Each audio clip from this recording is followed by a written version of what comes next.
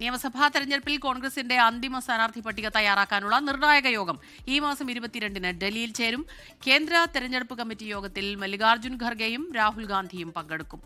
വിനിത വിജി ചേരുന്നു ഡൽഹിയിൽ നിന്ന് വിവരങ്ങളുമായി. വിനിത,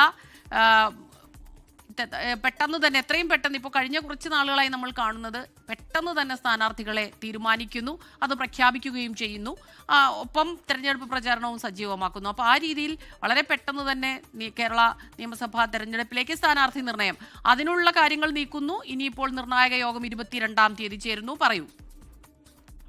സ്മിത, കോൺഗ്രസിനെ സംബന്ധിച്ചിടത്തോളം വളരെ വേഗം തന്നെ സ്ഥാനാർത്ഥി പ്രഖ്യാപനം നടത്തി പ്രചരണത്തിലേക്ക് കടക്കാനാണ് കോൺഗ്രസിന്റെ നീക്കം. ഇതുമായി ബന്ധപ്പെട്ട നേരത്തെ തന്നെ ചർച്ചകളൊക്കെ കേരളത്തിൽ നടന്നു വരികയാണ്. ഒപ്പം കേന്ദ്ര തെരഞ്ഞെടുപ്പ് കമ്മിറ്റിയുടെ യോഗം ഡൽഹിയിൽ ചേരാൻ പോവുകയാണ്. അത് ഈ മാസം 22-നാണ് കേന്ദ്ര തെരഞ്ഞെടുപ്പ് കമ്മിറ്റി യോഗം ഡൽഹിയിൽ ചേരുന്നത്. കോൺഗ്രസിന്റെ അന്തിമ സ്ഥാനാർത്ഥി പട്ടിക തയ്യാറാക്കാനുള്ള നിർണായക യോഗമാണ് ഡൽഹിയിൽ ചേരുന്നത്. ഈ യോഗത്തിൽ മല്ലികാർജ്ജുൻ ഖാർഗെയും ഒപ്പം തന്നെ ലോക്സഭാ പ്രതിപക്ഷ നേതാവ് രാഹുൽ ഗാന്ധിയും പങ്കെടുക്കും.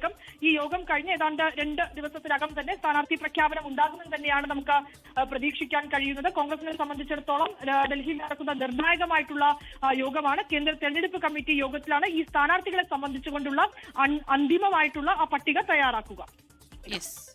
ലോകത്തെവിടെയായാലും ഏത് സമയത്തും 24 വാർത്തകളും ഓഗ്മെന്റഡ് റിയാലിറ്റി പാക്കേജുകളും എക്സ്പ്ലെയിനറുകളും വിശദമായി കാണാൻ ഞങ്ങളുടെ യൂട്യൂബ് ചാനൽ നിങ്ങൾക്ക് സബ്സ്ക്രൈബ് ചെയ്യാം.